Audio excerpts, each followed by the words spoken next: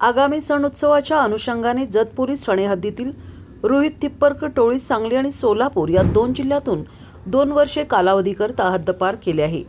टोळी प्रमुख रोहित विष्णू हिप्परकर वय 21, सार्थक तानाजी हिप्परकर वय 24, अक्षय उर्फ खंडू बाबासो हिप्परकर वय 22 आणि मंगेश उर्फ मंगलदास ज्ञानोबा हिप्परकर वय 28 सर्व राहणार सिंगनहळ्ळी तालुका जत असे हद्दपार केलेल्या आरोपींची नावे आहेत. आगामी सण उत्सवाच्या अनुषंगाने ही कारवाई पोलीस अधीक्षक संदीप घुगे यांनी केली आहे.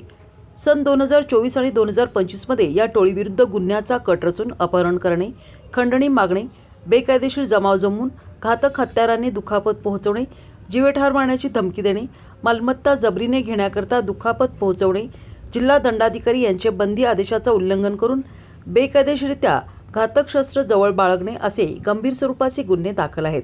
तसेच हे कायदा न जुमानणारे आरोपी असल्याने या टोळीविरुद्ध महाराष्ट्र पोलीस कायदा कलम 55 अन्वये जत पोलीस ठाण्याचे प्रभारी अधिकारी यांनी पोलीस अधीक्षक यांना प्रस्ताव सादर केला होता.